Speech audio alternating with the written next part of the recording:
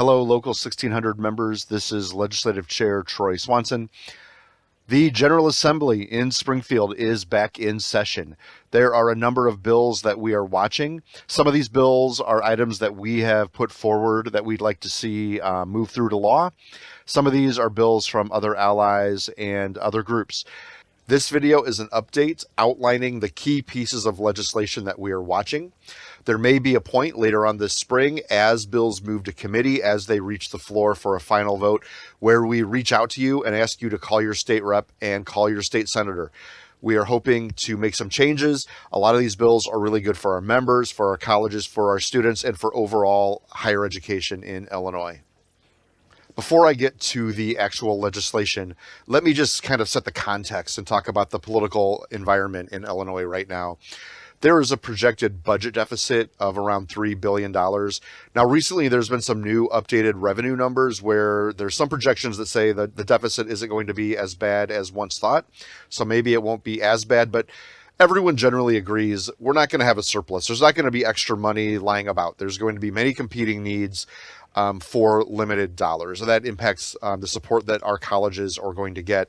Along with that, the governor has done a really excellent job of really being a budget hawk. We've had many credit upgrades, really getting the state finances kind of back on its feet where it should be. But this has caused some kind of tensions in some level between the speaker, the president of the Senate, the mayor of Chicago, different legislators, how they work together. So we've gone from a time where there was, a significant amount of COVID money where passing budgets was easier to a time where passing budgets is a little more difficult. And some of that difficulty is coming through in tensions between the main players. And so we're watching. Clearly, this is not going to be a shock, but Washington, the new Trump administration, they are not a friend to Illinois. They are not going to do us any favors. And it seems as if, the general thought is that we are going to lose money from the feds. And there's a lot of programs in our colleges, things like TRIO, things like Pell Grants, things like workforce grants, National Science Foundation grants, things that really help kind of buoy our budgets and make a difference. We think some of that money is probably going to go away, and there's going to then be a push to the state to try to offset some of that. And the reality is there may not be money there to kind of break even to where we've been in the past. So this is going to make things difficult for our campuses. Washington will be in our way. It will make it difficult for us to negotiate contracts. It's going to hurt our members, no doubt. And we're going to try to do everything we can to push back on some of that. But it's just the reality that we're under. There's big items on the way, including K-12 funding, transit funding. There's bills on higher ed that I'm going to talk about here in a second. Issues on pensions. All of those are pressures on the budget in the state of Illinois. I already mentioned this, but just to emphasize, like the governor is not going to play games that previous governors played in the past, where we start some new programs halfway through the year to save money, to kind of play the shell game with hiding money in the budget. Very straightforward, very good in terms of having a balanced budget that functions with Illinois, which generally is good for us, but it makes the battle more difficult during times when we don't have a surplus and the budget is tight. And that's exactly where we are. The ongoing challenge that the state of Illinois faces is that we have a structural budget deficit. Costs are growing faster than our sources of revenue, and really we have an outdated revenue system where we rely too much on personal income tax, too much on corporate income tax, and not enough on other avenues for revenue that other states use, such as service taxes and even a progressive income tax, which would help balance things out. So as we are pushing for more higher ed funding, other groups are pushing for their funding, which includes, K-12, the K-12 ramp, pensions, things like that. And so those costs keep getting bumped up and the revenue is not keeping up. And this is a big thing that needs to be solved within the state of Illinois, is that our income equals our costs without hurting the institutions that, keep our economy going. Our number one priority always has to be fighting for community college funding. And that's why I wanted to start off with these two bills, one in the House, one in the Senate. These bills look at higher ed equity funding for universities. These do not include community colleges. They set out a new funding formula based on equity, calling for $135 million in new spending to support the university system. This is, of course, it's needed, but it's also an issue for us because we are sort of being left behind in the funding discussion. There is a working group from the Illinois Community College Board that has been looking at adequacy and equity in community colleges. Right now, the Illinois Board of Higher Ed has a proposal to increase community college funding by only 2%. And inflation is way over 2%. And with the changes that are happening in Washington, inflation is probably going to go higher. And so when our funding from Springfield does not keep up with inflation, that is a de facto budget cut for community colleges. So this is a big issue for us where there is talk about increased higher ed spending, but we are being locked out of it. And we are going to push and we are going to fight to get into this conversation and to not be left behind. And so this might be a big priority where we're going to be reaching out to you, asking you to talk to your legislators to say, hey, what are you doing for us? If we are talking about equity in higher education, you cannot leave community colleges out of that discussion. We are the number one gateway in terms of equity to access to higher education in all of our communities. So we will keep you posted. This is a major, major issue for us. Next to the issue of funding, our most important issue is the push to address Tier 2 pensions for our members. This is not a surprise that probably any of you watching this video, we've been working on addressing Tier 2 for the last few years. There is a really big push happening this session. We thought it was going to happen in the lame duck session back in January. It did not. It got pushed. The current discussion is that the Tier 2 conversation will happen with the budget conversation. So that means probably April or May of this spring. We did a whole entire video on our YouTube channel about Tier 2 pensions. So definitely go check that out. But here's the quick summary is that in 2010, the pensions were cut for new employees that started in the year 2011. So if you started in 2011 or after, you are in Tier 2. You pay the same. You pay 8% of your income, just like people in Tier 1, but you get a reduced benefit. The law says that our pensions must at least equal Social Security because none of us pay Social Security. So Illinois will be hurt or open to legal action if we are not keeping up with Social Security. And with the recent inflation, a few other factors, the reality is that we probably are not equaling Social Security, and the General Assembly knows this. So therefore, there is pressure on them to make some adjustments. And the question is, what will those adjustments be? I don't know that there will be a magic wand to automatically make Tier 1 equal Tier 2, but there's things we're pushing for, bringing down the retirement age, adjusting the calculation, looking at the cost of living adjustments. These are all factors that are part of these bills. So Representative Michael Kelly, Senator Robert Martwick, both of whom are allies of ours, are carrying bills to make these changes. We are part of a coalition, the We Are One coalition, that includes all public sector employees, so K-12 teachers, higher education faculty and staff, state employees, municipal employees, firefighters, police, you name it. This is a big group that is pushing to address these changes and make a difference happen. So we may be asking you to come with us to Springfield in April or May. We, again, may be asking you to reach out to legislators to give this a push. We will keep you posted, but it is on the way, and it's going to be a big battle, maybe the most significant battle of the spring. Obviously, funding matters, number one. Pensions are number two.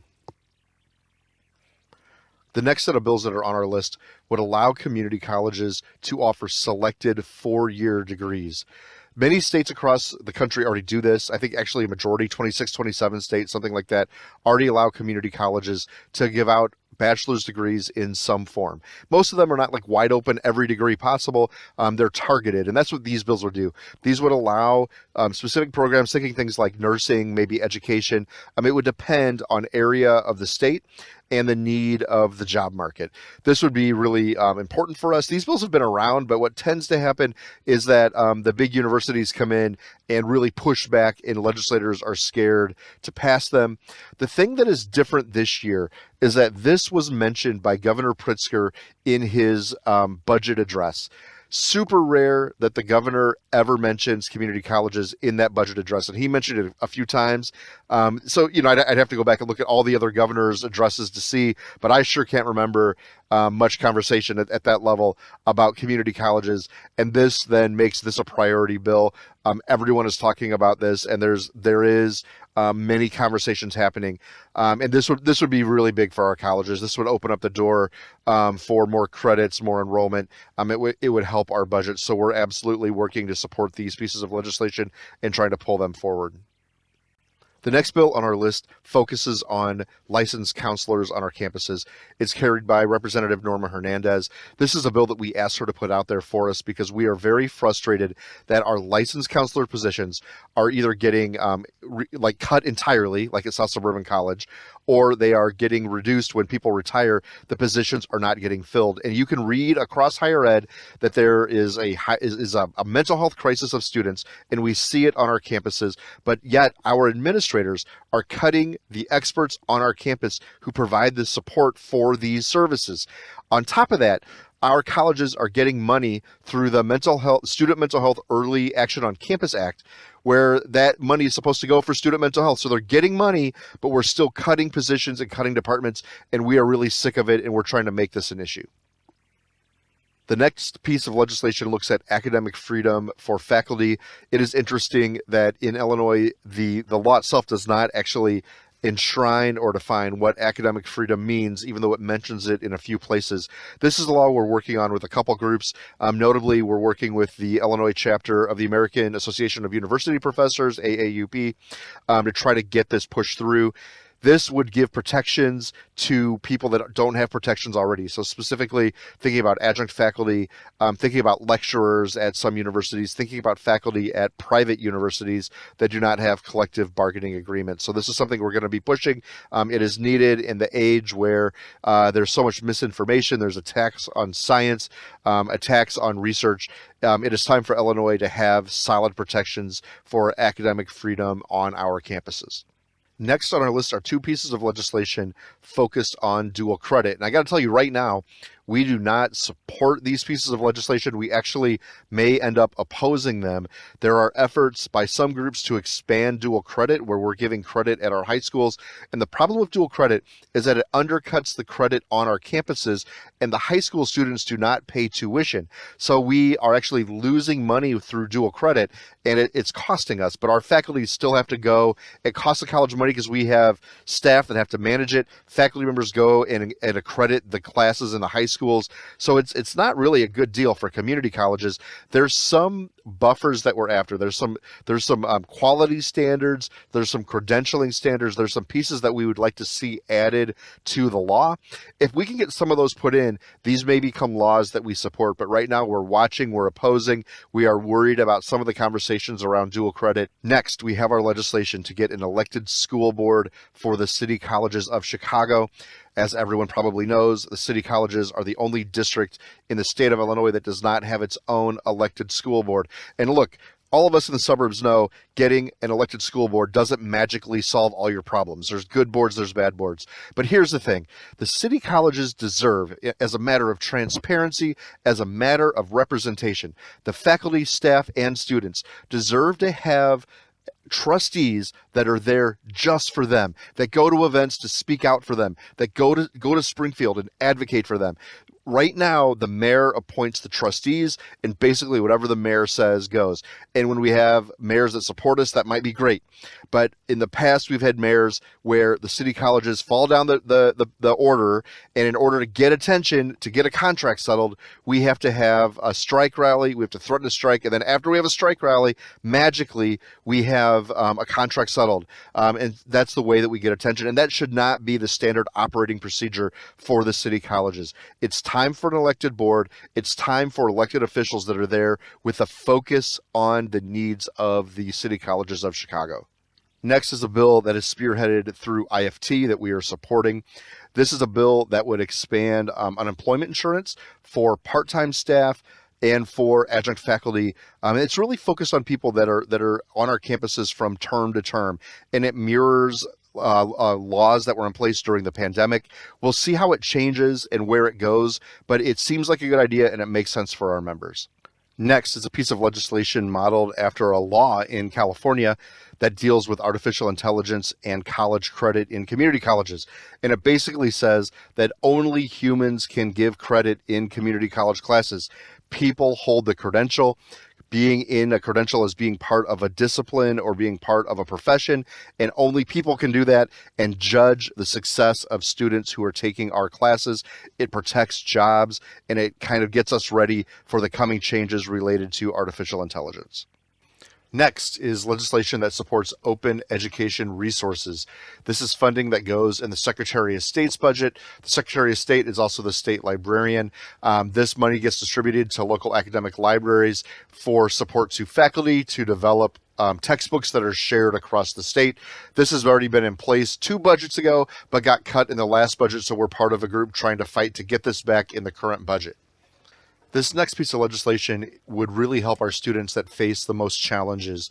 This is legislation that is sponsored by the Greater Chicago Food Depository and carried by Senator Graciela Guzman. This would expand the definitions of work programs to include higher education. So right now there's programs that to qualify for food support, you have to be employed or in training programs. It doesn't include some of the programs that we offer on our campuses. This would change that definition. So this is federal money that flows to the state and is managed at the state level. Now this all depends on if this federal money remains available from the federal government. It may or may not right now. There's a lot of fights going on, but this would be really good for low-income college students who are facing food insecurity, and would be good for all of our campuses. After the dismissal of all of the faculty librarians at Western Illinois University, the Illinois Federation of Teachers organized a group to take action, and we're part of that group. We are working to advocate for faculty librarian positions across all of higher ed in Illinois.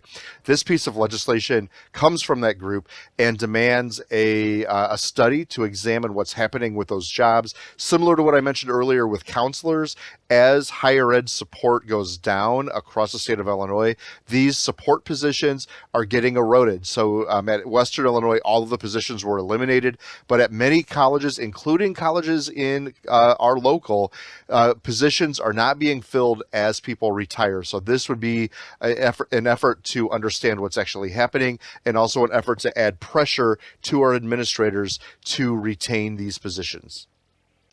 Next are 2 bills that require surgical technicians, the assistants who are there in the operating room, to graduate from accredited programs. We, in a couple of our colleges, Malcolm X, Prairie State, there may be others, we offer these programs within Local 1600 within the community colleges of Illinois. So we are supporting this bill and working to make it pass. And it's kind of mind-boggling to me. Right now, this is not required. So basically, a hospital can grab any staff member and train them to whatever standard they want and throw them into an operating room. So this is not only good for the programs, our faculty, our students, it's also good for those of us that may end up on these operating room tables. So we are absolutely supporting this legislation. This next set of bills is some property tax protection. This is being spearheaded by Cook County Assessor Fritz Kagi, who is doing a good job and is working to protect homes while also making sure that our colleges, our schools are getting the money that we need from property taxes. So this bill is it's called a Circuit Breaker Act. And when anyone's property tax bill jumps by a certain amount, in this case right now it's set at 25%, this act would kick in and it would provide funding to relieve some of that so that we wouldn't get hit with such a burden. This makes sense for our members. It also makes sense for our budgets as community colleges so that we're still able to get the funding that we need in cases where these property taxes jump. So this is very logical that we're supporting it. It makes sense for the colleges, makes sense for our members. As you can see, there's a lot happening in Springfield. These are our priorities. There may be other bills that we lend some support to, and of course, if there are bills that are proposed that are harmful, we will jump in and try to stop those bills as much as we can. But we need you in order to make this happen. Make sure that you are in communication with your representatives and senators. If any of these bills really stand out, reach out to them, especially on funding, especially on Tier 2. Drop them a line, give them a call. Phone calls to offices and leaving a message really, really makes a difference, because not many people take the time to do that. In order for us to make change, it's not enough that I'm sending emails or that President Tony Johnson is making phone calls. We need you, our members, to be out there connecting with our representatives and letting them hear about your priorities. The state of Illinois has a revenue problem, and that revenue extends to our colleges and to the services we offer, to the contracts we negotiate. There is no doubt about that. The state's costs are outpacing its revenue, and we need to take action. We need to speak up, and we need to stand up for our colleges. We have a good governor. We have a good General Assembly. They acknowledge the value that we bring to the communities that we serve. We need to take advantage of their goodwill as much as we can and add pressure and ask them to support us. Of course, I cannot end this video without emphasizing the importance of COPE. COPE is our political fund that makes all of this work possible. It is our backbone. It supports our infrastructure. It makes lobby days possible. It makes mailings out to members possible. All of our political activities come from COPE. If you are not part of COPE, we really need you. These times that we are facing are very difficult, and this is our number one weapon to take action. If you want to get information on how to join COPE, feel free to reach out to me directly, or talk to your chapter chair. They know how to be part of it. It really matters, and it really makes a difference. We need you. With that being said, here's my email address. Thanks for sticking with it to the end of the video. Feel free to drop me a line about COPE, any questions you may have about any of these legislative priorities, or any input you may have. I'm happy to field and reply to your emails. Thanks.